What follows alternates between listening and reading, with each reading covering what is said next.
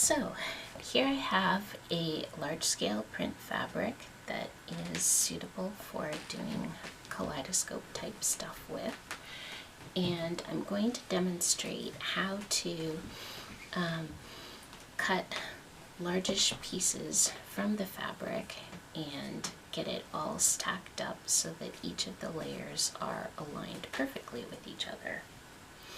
So the first thing to do is to identify how big the repeat is for this particular fabric. So the selvage is down along this edge.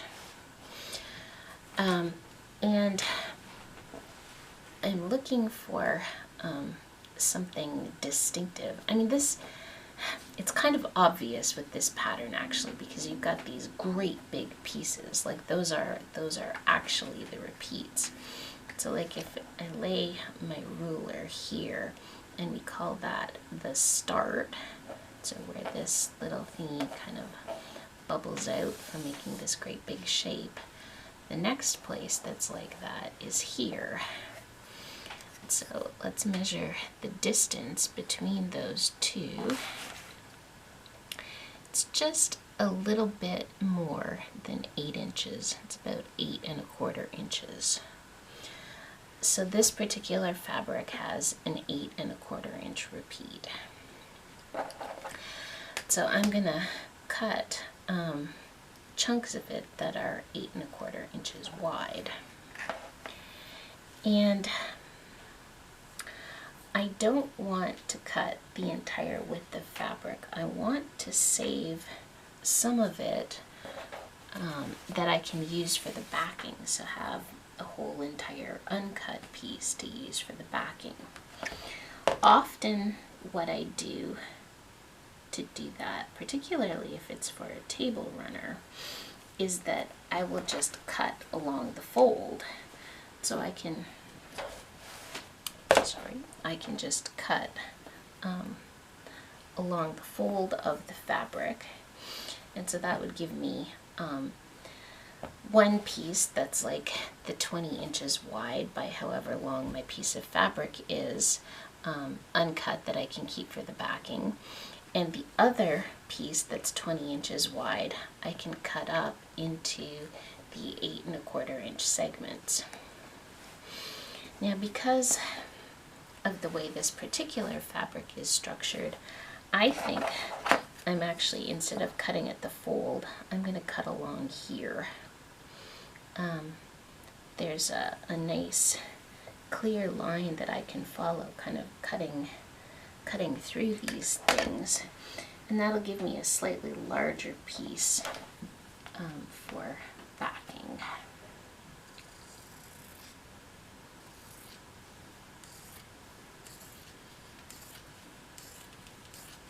So I'm just cutting through the top layer here. I want to keep the rest of it for my backing.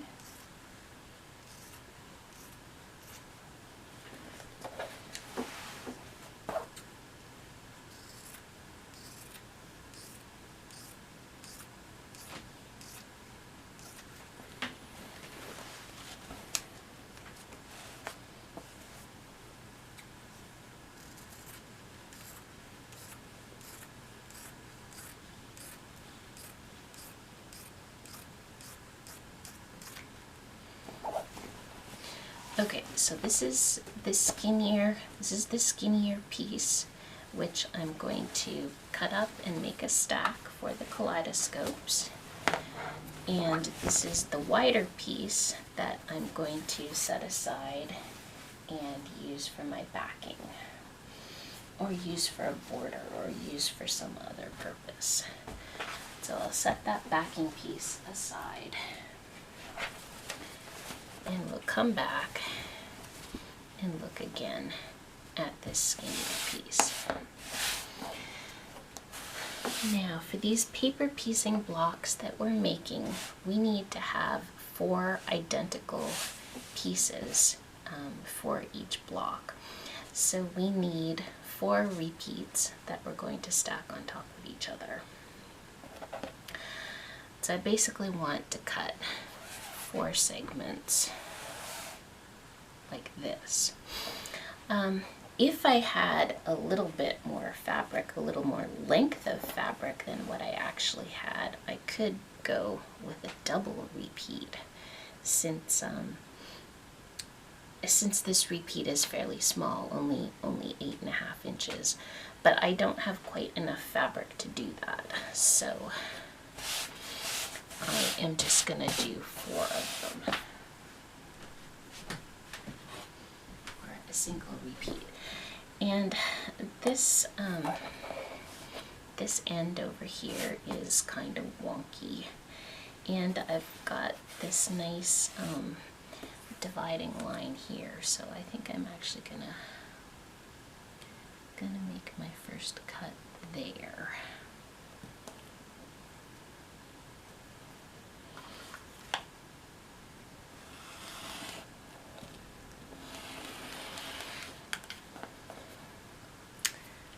That aside to go into my scrap bin, slide this along.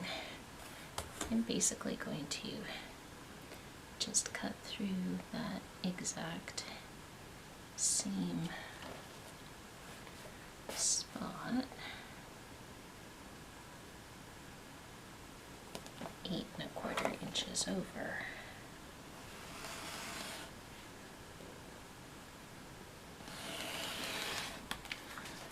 So there's my first piece, and I need to come up with 4 exactly like that one. So slide this down, line my ruler up at the next spot.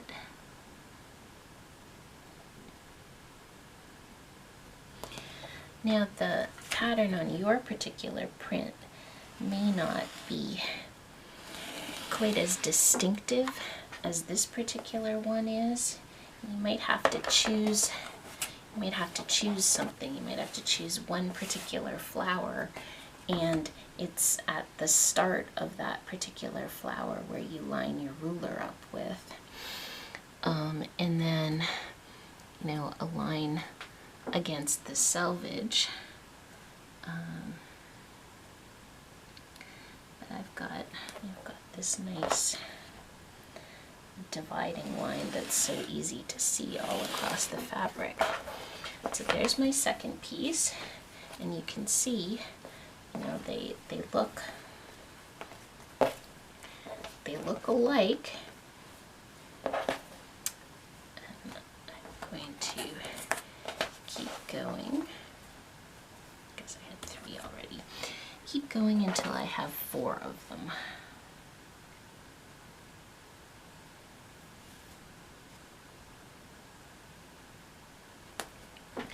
If you were doing a 1-block wonder instead, you would need to be cutting 6 or 8 identical pieces. Okay. So let's double check here. I think I have 4 now. 1, 2, 3, 4. Yes, that's good. So I can set this piece aside as well. I don't need that one. Alright, so the next thing to do would be to iron these pieces.